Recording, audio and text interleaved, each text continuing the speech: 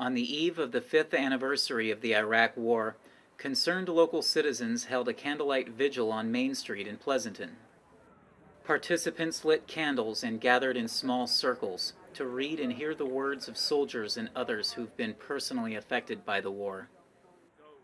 As daylight faded, Fred Norman, a founding member of Pleasantonians for Peace, recited haunting poetry he'd written for the event. Whispers of prayer, voices, 4,000 dead. The vigil concluded with music as demonstrators remembered protest songs of their youth. It was in that moment, when moved by the mass recollection of this music I was hearing for the first time, that I began to wonder, where were the college students? Where were the young adults who, in one way or another, may pay for this war for the rest of their lives?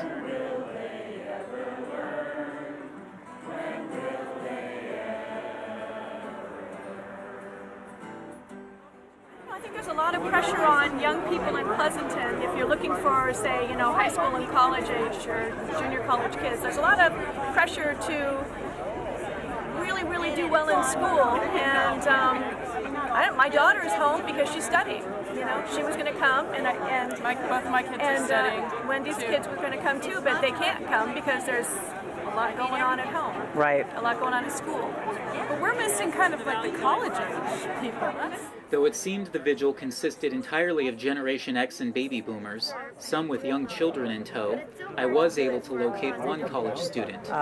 Why do you think there are not that many young people out here tonight? They'd rather watch stuff on MTV or VH1. They'd rather care about who Paris Hilton's dating this week or something. But how is that going to affect them in 5 years? It's not. This is going to affect them.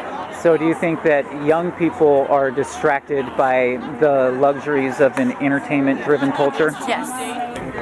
But is the answer that easy? We interviewed several students at Las Positas College to get their input. I found that demonstrations don't really do anything. They don't really listen.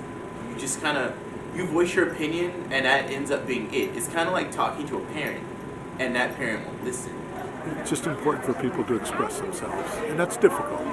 Have you done something like this in the past, or is this your first time? Not for a while. It's been a while. What were some of your experiences before? Just during the Vietnam War, that became such an intolerable event also, and continued, and so many young men and women killed, and so much sadness, and you wonder to what purpose. Yeah. I just don't feel that that's going to help do anything but just make other people angry. And that's the last thing we need is more angry people. And it was really fun just getting to hear everyone's experiences, why they were there, why I was there, just holding up signs and talking and laughing. Like, when they see a bunch of protesters, we're like, okay, there's a bunch of tree-hugger, left-wing crazies. Like, why are we even going to talk to them? We're just, send the SWAT team out so they don't, disturb happen. We're letting, and have let, someone steal our country from us and do with it as they please. And people are just sitting around letting it happen. I do not understand. They look at us and think we're anti-American. I think the most American thing you can do is say your piece peacefully. We just want to support the troops, basically, so we're not going to try and protest because they're there fighting for us, so therefore we're not going to show any hate.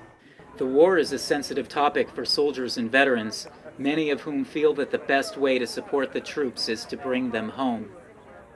I'm not so much against it, like I wouldn't say, Bush is an idiot for, sending us over there. I mean, he had a legitimate reason. He's like, oh man, they're going to hurt us, and look what they did to the World Trade Center.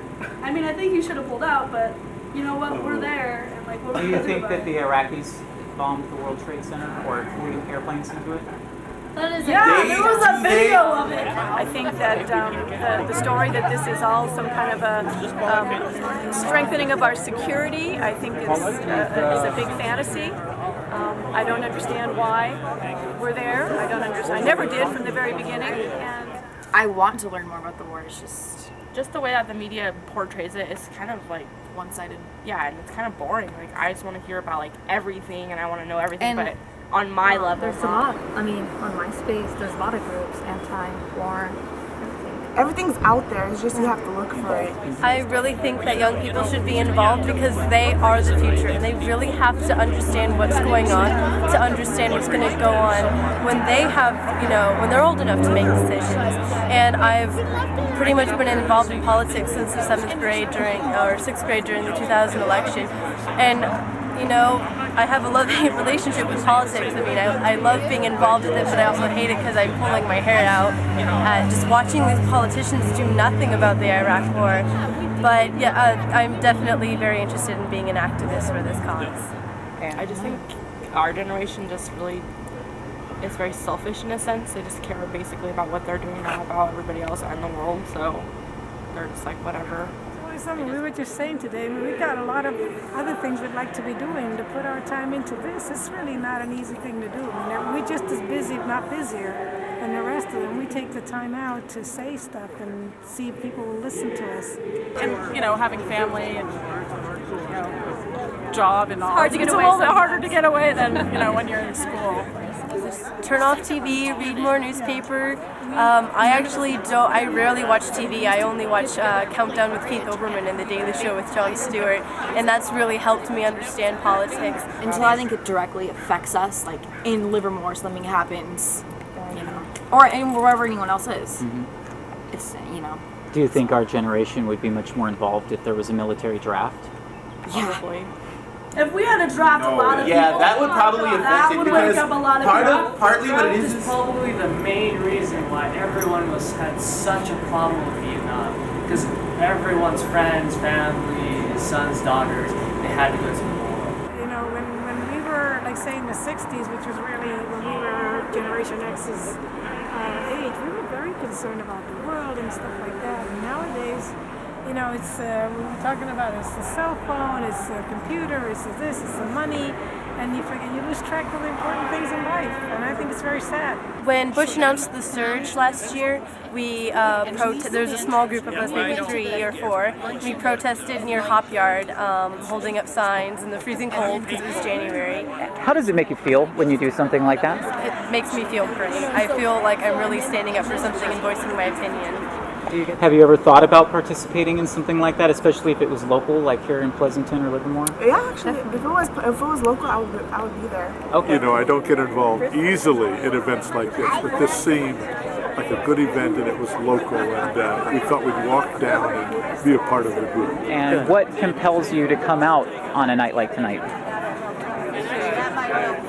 Thousands of U.S. citizens who have died in this war, and then those who have come home who are not going to ever have a productive life. Many, many more of those.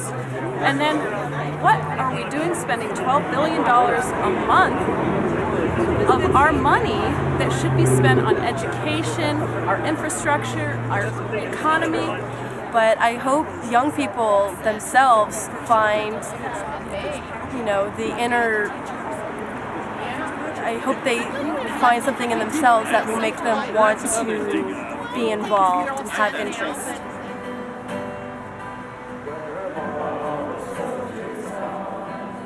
Wow.